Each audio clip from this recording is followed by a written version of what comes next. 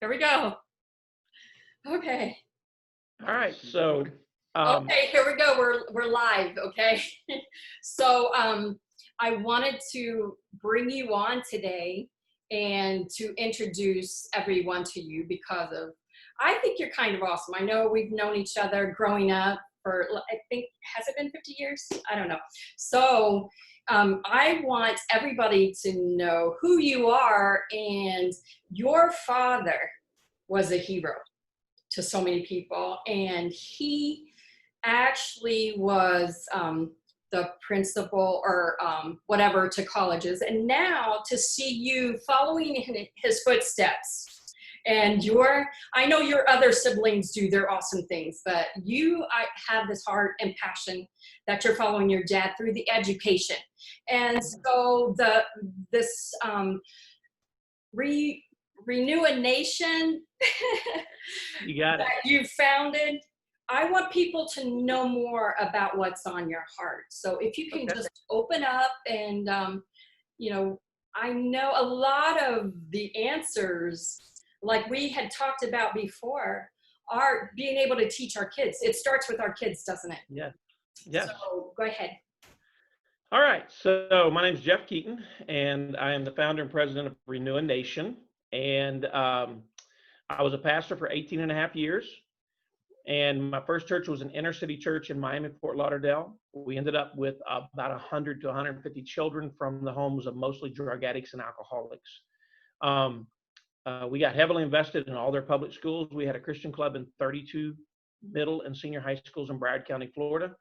We went in, that's where our kids were, so we just plunged in. And right there in that setting, I saw the worldview battle that was raging for the hearts and minds of our children. My teenagers would come to me and say, Pastor, everything you teach us here at church, at our school, they teach us the opposite.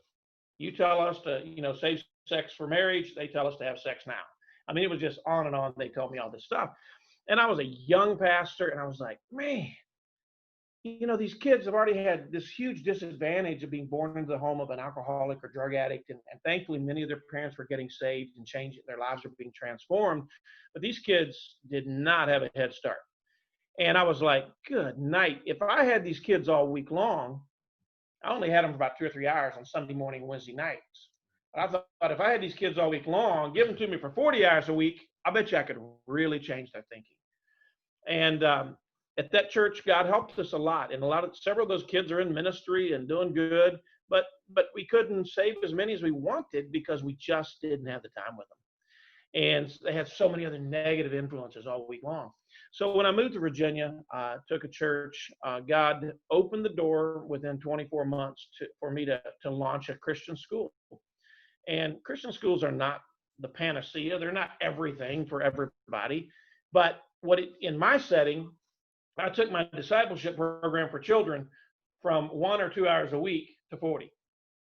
And because we were super intentional, and I used to speak to my students at the beginning of every school year, and usually it was my middle and senior high school students, because I tried to speak to elementary students one time, and I found something out about children who are in elementary school. If you ever ask them to raise their hand once, they will never put their hand down again, and you can never get anything done the whole time you're trying to speak. So seriously, I would talk to my middle and senior high school kids. And I looked them in the face every single year and said, we did not launch this school to raise up the next generation of half-hearted, mediocre Christian leaders. We launched this school to raise the next generation of world-class, phenomenal world changers. And I used to tell my student body every year, one of you is going to be the president of the United States someday. You're going to be congressmen, you're going to be pastors, you're going to be missionaries, you're going to be businessmen, you're going to own banks. I told them all, I challenged them every year. Do not settle for mediocrity, because the biblical worldview is the only worldview that actually makes perfect sense in the real world. And when you train kids to go out and run their businesses, do whatever it is according to God's view of things, they're very successful. One of our biggest supporters here at Renew a Nation, a man who's given us a very large amount of money over the years, he owns a very successful commercial construction company. And he said to me not too long ago, Jeff, in 10 years, I'm not even sure that I'll be able to have a successful company. And I said, why? He said, because I can't hardly find a young man to hire to work for me who's even got a good attitude these days. One of the reasons he invests so heavily in what we're doing at Renew Nation is because he knows the kids that are coming up through biblical worldview training in our care, whether it's in the family, the church, or the school, which we focus on those three elements. He knows that they're going to walk into his place of employment and they're going to work hard. They're going to understand they're working for the glory of God, not just for a paycheck, not just for so people pat them on the back, but they'll know that God is watching them every day. They might be installing a bathroom in a house or in a hospital or doing something bigger, but they know God's watching. So bottom line is America's in a mess right now. And we can't understand why people are, so many kids are out of control. We see the riots. We've got the race problems. It's a mess. And the reason I say it's a mess, do I think there's prejudice and racism and everything? You better believe there is. Absolutely. But the answer, so the current culture that we live in today, they're diagnosing the problem wrong and they're giving the wrong solutions. So when you go in and say, white people are the problem, trust me, there are white racists. I've met them through my years, plenty of them. But when they go in and say the white race is the problem, and that what we need to do is somehow destroy white supremacy and then have, I don't know if it's going to be black supremacy or Hispanic, I don't know what it is. But the bottom line is this: the problem is that mankind is sinful at its core. And it doesn't matter what your skin color is. All of us have this tendency to think we're better than everybody else. We have this tendency to push other people down, to look down on people. And the answer is the gospel. The gospel is the answer. And kids don't have a clue about this. They're just being taught literally. I just did a webinar for Minneapolis, and Minneapolis public schools, in some of them, they have had a scorecard and they rate everybody according to how privileged they are. So a white American Christian is at the very high end of the privilege scale, whereas say, an African American Muslim would be at the very low end. And they literally are breeding, this is systemic envy, hatred, racism that they're breeding in through these score charts. And so if you don't fit in the right category, you're privileged, and I don't know exactly what you're supposed to do, but that's one of the reasons why we call it social justice or equity, that we see this rage. Kids are being taught falsehood. They're not being taught God's word. So bottom line is, I launched a Christian school in 2002. It grew like crazy. Today we have hundreds of graduates who are in business, medicine, law, government, ministry, and they have taken this Christian worldview that we instilled in their hearts and minds, and they're implementing God's ways into all these different areas, and they're being very successful. So the day after 2007, God burned on my heart. The day after Thanksgiving in 2007, God burned on my heart to launch this ministry called RENEWANATION. And he just simply said, you're going to be involved in taking Christian worldview or biblical worldview to the masses, to children in mass numbers. And that was a ridiculous idea. I was still pastoring in Virginia. But in 2011, I went full time with this ministry. The first few years were tougher than nails. But today we're influencing, in the last 3 years, we've helped more than 50,000 children begin a new or more rigorous process of developing a biblical worldview. And so this country's a mess. Here's our vision at RENEWANATION. Our vision is to transform culture by giving millions of children a biblical worldview. Our mission is to inspire and equip the family, church, and school to give children a biblical worldview. We've learned that the family, the church, and the school, when you get all three of those teaching God's truth, all three of those teaching the right stuff to kids, that's a three-stranded cord that cannot be broken almost. And if a kid has a godly family, a great church, and a fantastic school that's teaching them God's truth, I'm telling you, they're going to think Christianly. We can't control whether they rebel in their heart or whatever, but we can control whether or not they see all of life through the lens of Scripture. And when they do that, they're just flat out more successful. And so anyhow, we have about 5 divisions of ministry, and we're launching a brand new one as I'm sitting here today. We first of all, our center part of our ministry is what we call promotion. So we speak, we write, we travel all over America, our team, and we speak in churches and schools and rallies, and we awaken people. We come in and say, this is what's happening in America, this is why it's happening, and this is how we change it. And our our focus is on educating the hearts and minds of children with God's truth. So promotion is at the center of everything we do. We have a national magazine called the RENEWANATION Review. And if somebody on here wants to see a copy, you can call our office, go to renewanation.org. You can order it.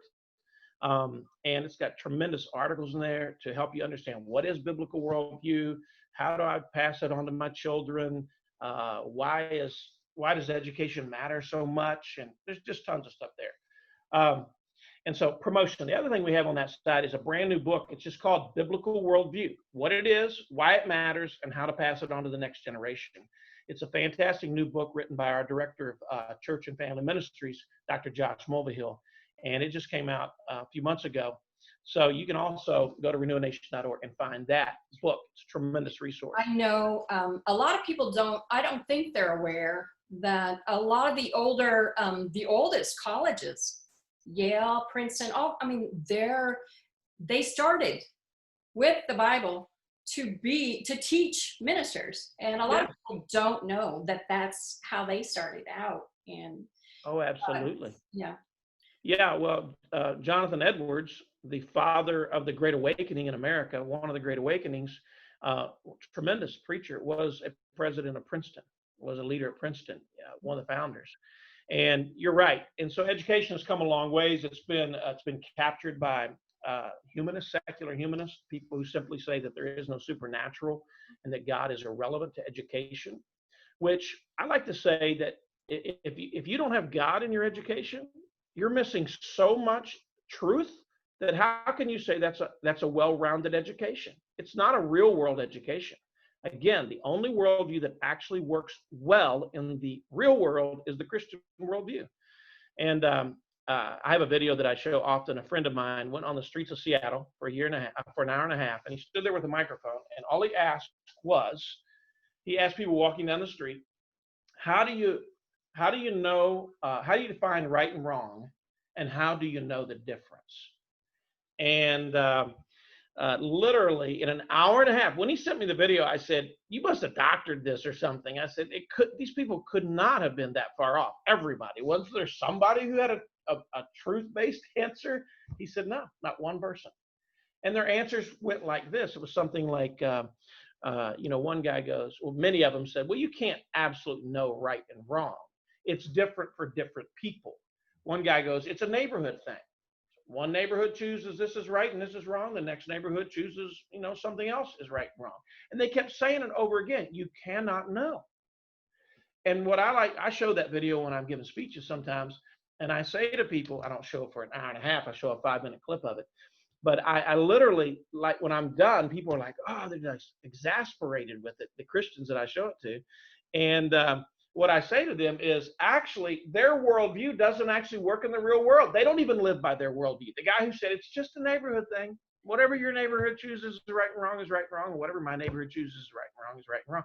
Not even close. What if I took a bunch of the boys from my neighborhood over to his neighborhood and said, we just voted in our neighborhood to beat all you up? Now, his worldview is going to come to a crashing collapse at that moment because you can't do that. And I could say, why? You just said it's just neighborhood to neighborhood. There's no absolutes, but there are absolutes. So anyhow, bottom line is a biblical worldview, again, is just seeing all of life through the lens of Scripture. How does God define life? How does God define business? And, all that kind of stuff. So promotion is a major part of it. We have a second division. It's called Christian education. So we launch new Christian schools around the country. Usually communities call us. We want to start a Christian school. So we have experts on our team who help walk people through the whole process of launching a new Christian school, okay? We also rebuild existing schools. We have 25 schools right now we're rebuilding from Portland, Oregon to Bangor, Maine, and across the Fruited Plain. We go in, we have our COO is a former corporate executive who's actually an industrial and systems engineer. And he was rebuilding factories and all kinds of other stuff around the world, and God called him to come work at RENEWANATION. So he put a program in place where we go in, not just to struggling Christian schools, but to schools that want to be their very best. Some of them are struggling. And we assess them from top to bottom. We build new strategic deployment plans, and then we coach them for 3 years. And we're seeing amazing things happen with that program. And then we have we train teachers in biblical worldview. We trained 1,400 teachers in the last 3 years from our camp, and we have a camp down in Tennessee. And so then the biggest thing that's just coming out, literally, it's launching this week, is a brand new online Christian school. It's called Ed, and we are now offering from 6th to 12th grade full-blown Christian biblical worldview education. Can you repeat Fantastic. that? Yeah, it's called Illumined, ILUMEN. ILUMENED.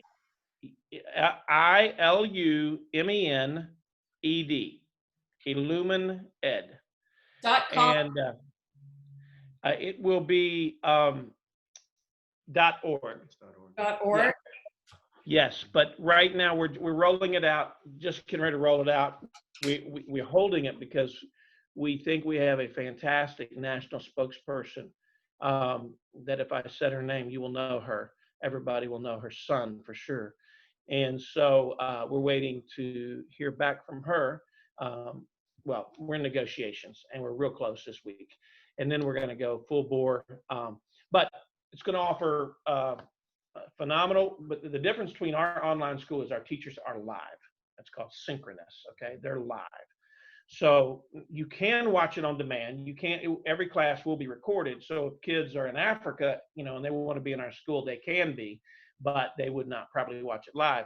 But and the other thing that's very distinct about Illumined is, whereas we have English language arts, we have math, science, STEM, all that kind of stuff. We're going to have excellent classes.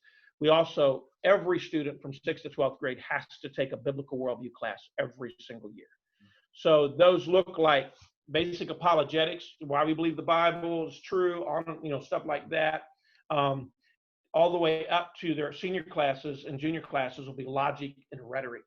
Things like, how do we think? And then how do we express our thoughts in a way that is convincing to the world? So it's gonna be the most robust biblical worldview online school ever, I believe. I mean, that's the whole purpose of it. So anyhow, that's all under our Christian education division. So we have promotion, Christian education, and then we have church and family ministry. So Dr. Josh Mulvihill leads this division. He was the pastor to families and children at a mega church of thousands of people out in Minneapolis. And now he works for us. And we go in and help churches shift their paradigm. So a lot of churches, if they're honest, if they were to see what their kids had actually learned from 0 to 18 years old in the church, through the church, unfortunately, it would be very little. Especially their churches are not equipping children to defend their faith when they go off to secular university, not even close. And we're losing 65 to 85% of the kids. And so we decided, and Dr. Mulvihill did this in the church that he pastored. He decided that I've got to change the paradigm. We've got to go from attractional entertainment methods of children and youth ministry to actually teaching them God's truth. And so we help churches. We have a revitalization program where we go in and do the same thing we do in schools. It's shaped differently because churches are very different, but we have an assessment of the church situation, their entire ministry to families and children. And then we help them build a new strategic deployment plan, and we coach them for about a year. And so we do that. And then Dr. Mulvihill is a major author of, this is going to be backwards, but it's called Discipling Your Grandchildren. He's got 7 or 8 books on biblical grandparenting and how to disciple grandchildren, all that good stuff. Numbers of those books are also available at RENEWANATION.org if I perk somebody's interest here. This one here just came out last week, and it is nothing but practical tips on ways to actually disciple your grandchildren. It's fantastic. My sister Kim called me and said, Jeff, that's a great book. Anyhow, so church and family ministry, we hold parent and grandparent conferences, biblical worldview conferences for parents and grandparents. We'll go in for a whole day on a Saturday. And myself, Dr. Mulvihill, will often, bring somebody else in. We speak all day long on what is biblical worldview, how to pass it on to your grandchildren. What does it look like when it comes to sexuality? What does it look like when it comes to different subject matters? One of the sessions he gives, he sometimes splits it into 2, is 8 biblical methods for teaching biblical worldview at home. And then often when we do that, I'll speak on a Sunday morning. I give a speech. I call it my Sunday morning friendly speech. It's called 6 Reasons Why We Must Give Children a Biblical Worldview. And so anyhow, our church and family ministry is focused completely on the church. Josh is a board member of Awana. Dr. Mulvihill is a board member of Awana. So he's deeply ingrained in the church side of the American culture. And we love the church. It's a critical part of God's plan to to win the lost and disciple believers. But we also believe the American evangelical church is very shallow and very weak, and that we need to have a much more robust effort when it comes to training children in biblical worldview in churches.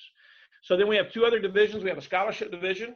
Right now we have 700 and some children that we're providing scholarships to attend a Christian school somewhere in America. We have three types of scholarships. The biggest one is our tax credit, which we have a tax credit program in Virginia and Kansas, and we're a foundation for that. But second, we have a program for military children. It's called Mayor's Military Kids, where we help the children of military parents, whether they're active duty, killed in action, or wounded warriors. We'll help their children with some scholarship funds to go to a Christian school. And then we just have a general scholarship fund. Some people, donors, just want to give money for general scholarships, and we just give that out as we move around the country. And then our last division is Manderley Christian Camp and Conference Center. And God called a woman. I met her in a country church. She has a 2,000-acre ranch in Tennessee, and she's already given us 800 acres and the funds to build out almost 200 beds and lodges and stuff. And we made that a center for intensive biblical worldview training. So we bring teens there, kids there, adults there, teachers there, and train them in biblical worldview. She's getting ready to give us another 250 acres roughly. So we're going to have over 1,000 acres, and we're getting ready to change that. We're going into partnership with another huge organization where they'll be having about 7,000 kids a summer come through there in the next few years. So those are our 5 divisions of ministry, and I know it's a lot to swallow without any kind of graphics, which we probably could have had some graphics, but we couldn't quite get that worked out. So we're working all across America. God's blessing us. He loves children. I tell people all the time, this is his vision. He wants children to develop a biblical worldview. He wants kids to know the truth about it. And the beautiful thing for our nation is when a kid graduates from one of our programs, they go out and make a super positive impact on society. All right, they're not racist. They love black people. They're black. I've got right now, I don't know how many African American children that we're giving scholarships to. I could sit here and tell you stories. I have seen racism. I mean, I've had these wonderful African American children with me on vacations and trips and hanging out with my girls, and so I have seen a lot of stuff. But the answer is not teach them to hate white people. That's a terrible answer. It's you have sin in your heart. I have sin in my heart. Christ came to redeem us. So here's how we sum up biblical worldview Renewation: creation, fall, redemption, restoration. So God created all things good. That's the foundation of everything. God created all things good. Then we come to the word fall. Man sinned. Man rebelled against God's beautiful plan and brought sin and evil as everything that you can imagine in your mind that's bad in this world as a result of sin. All right? Disease, physical stuff, okay? Racism, anger, hatred, murder. It's all as a result of sin. So what are we going to do? Here's what's interesting. All worldviews, Christian or not, have to answer the major questions of life. How did we get here? That's creation for us. But they've got to answer that question too. Most of that's, Darwinian evolution. The second they've got to answer is, why are so many things bad? Okay. I got on a plane not long ago and sit down next to a guy and he goes, where are you coming from? And I told him, he said, what were you doing out there? And I said, I was speaking last night. And he goes, what'd you speak on? I said, on biblical worldview.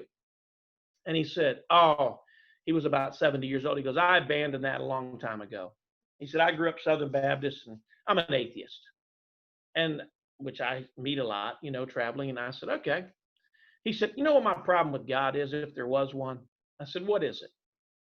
He said, if God's so good, which is a question I get all the time, if God's so good, why is there so much evil? Why does he allow evil? I said, all right, well, since you're an atheist, let's just take God out of the equation. Let's play on your court. Let's use your terms. Let's assume there is no God. Now you tell me why there's so much evil. I said, don't you believe in Darwinian evolution? Oh, yeah. I said, doesn't it teach that we're evolving? We're getting better, better, and better? Yeah, it does. I said, sir, are we getting better? And he thought for a moment. He was a really cool guy. He goes, actually, I think we're getting worse. So I said to him, look, as a Christian, from a biblical worldview perspective, I have an excellent answer for evil. I said, but you don't believe in what I believe. So now you tell me, you must also, in your own mind, if nowhere else, get an answer for evil from an atheistic perspective. And he really has none. And actually, from an atheistic perspective, there is no foundation for morality whatsoever, because they believe in the survival of the fittest, strong live, and the weak die, and that there's no absolute standard of morality because there's no lawgiver, so there's no absolute law. It's the laws of the jungle in evolution. It really is. And so that was a really cool dude. Actually, we talked for quite a long time that day. And when we were done flying, we landed, and he said, could I have your card? He said, I think I might want to talk to you some more. And I haven't heard from him, but hopefully I will. So the bottom line is, creation fall. Evil's everywhere. Nobody can deny it unless you're just smoking so much pot or crack or something that you can't think straight. But I'm serious. You have to acknowledge it. So everybody has to answer the question, where do we come from? Everybody's answering the question, what's wrong with the world? But the third thing is redemption from a Christian perspective. And the worldview question is, how do we fix what's wrong? This is the concept of redemption in the Christian worldview. And redemption is simply this, in a biblical perspective. Christ came to redeem individuals.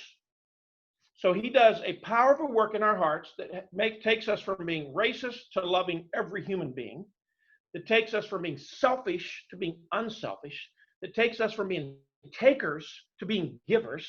Okay, Christ does this amazing transformative work through the power of the Holy Spirit in the life of a believer. So redemption. But when I grew up, too often we stopped right there. We just stopped at personal salvation. That was the biggie. And yes, it'll transform your heart. And yes, you'll be a nicer person.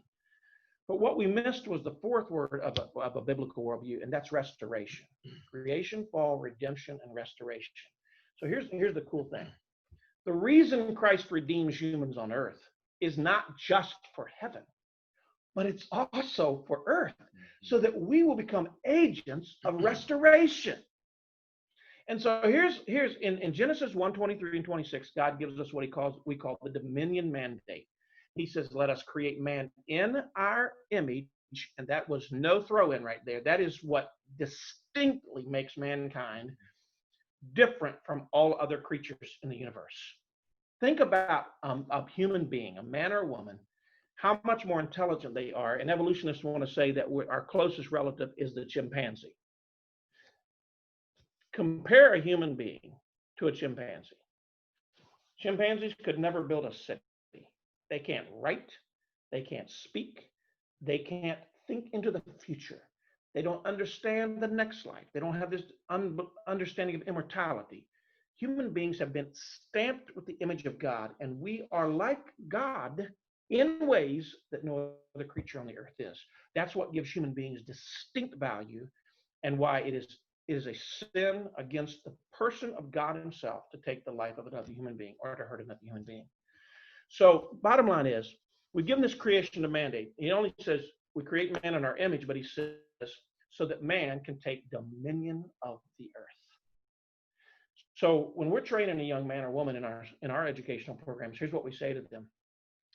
Your purpose for being in this world is to know the one true God, to develop the talents, skills, and knowledge to go into the broken world as an agent of restoration and bend whatever area God places you in back towards God's original design. So when God created us, we lived in paradise.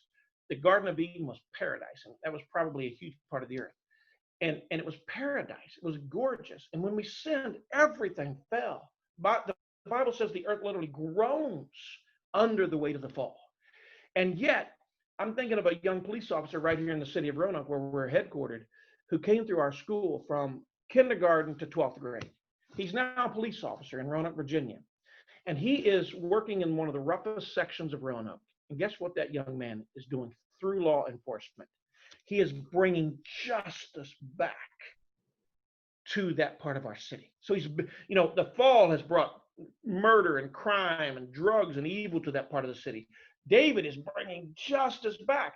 And because of his biblical worldview, he will never treat a person different because of the color of their skin. He would never plant drugs on somebody falsely.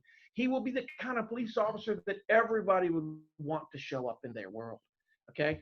Bending creation back. So creation, fall, redemption, restoration. Those are the 4 words we used. And then, so I compare every other statement, every other worldview to those 4 concepts and say, what does that worldview say about creation? What does that worldview say about the fall?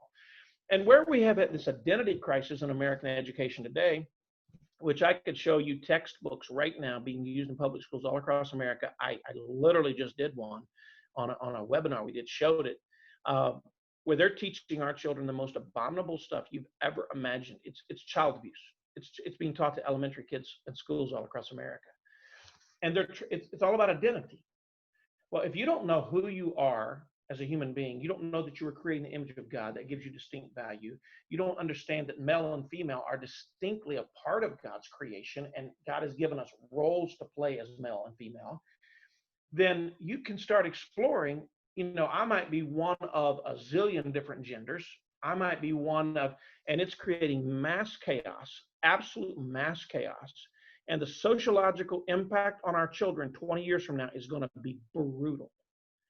And I'm not a wild-eyed, rabid, crazy person here. I'm telling you, I'm a truth speaker, and I'm going to keep speaking the truth, because 20 or 30 years from now, we're going to have adults say, why in God's heaven did you guys do that to me? Why did you tell me to start experiencing with hormones at 9 years old? Why?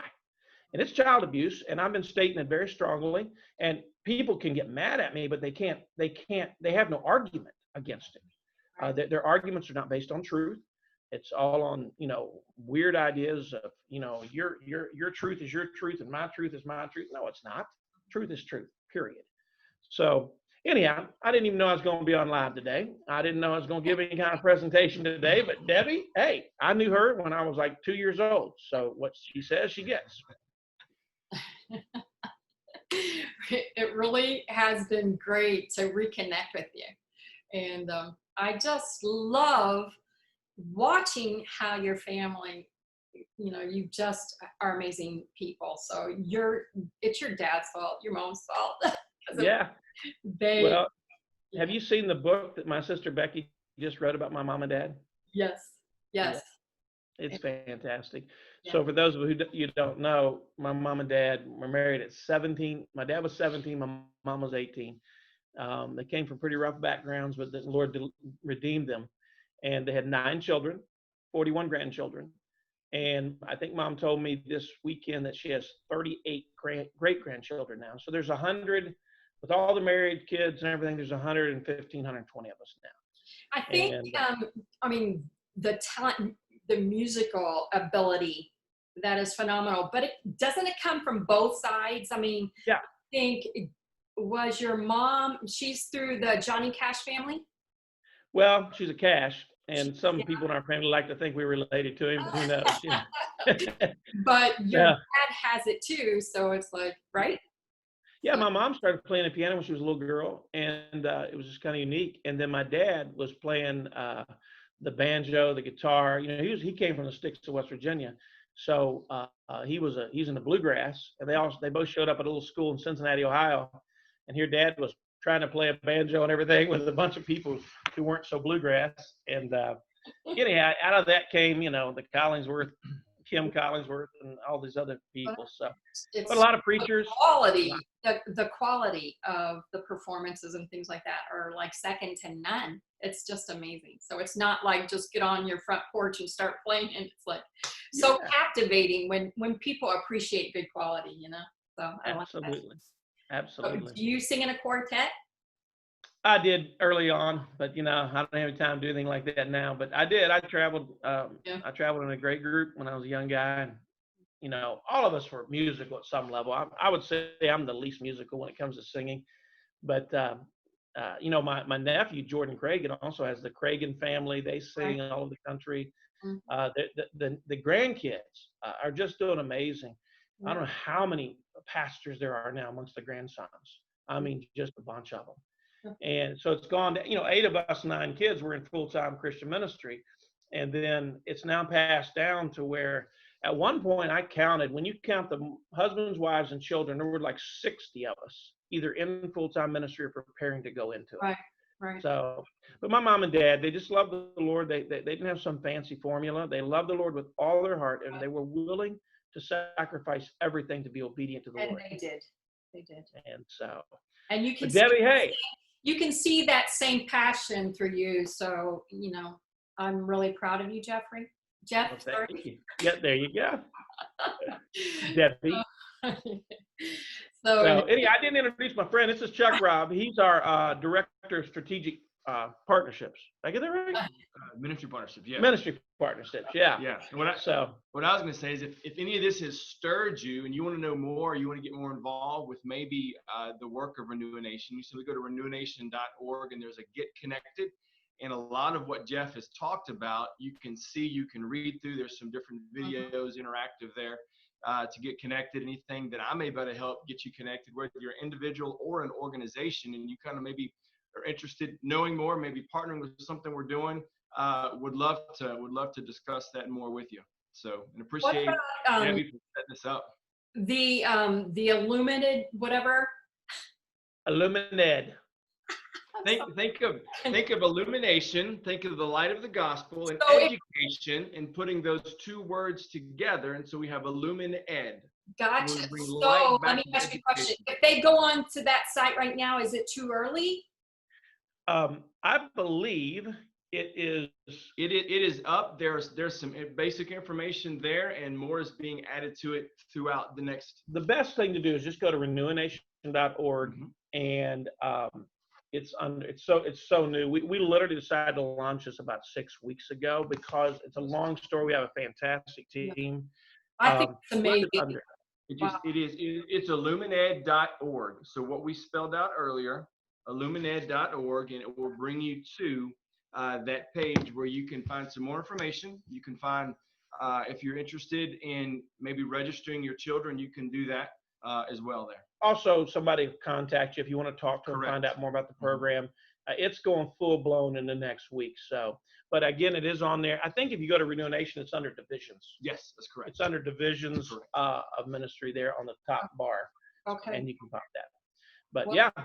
Jeff, thank you so much for just giving you're sacrificing everything you're doing for kids. And that's where my heart is too, because I know it starts from beginning of time. So anyway, thank you both for your time. And I know we went over a little bit, but thank you. I appreciate it. It's so good to see you. Yeah, good to see you. And we'll be in touch, Debbie. Okay, bye-bye. Bye-bye.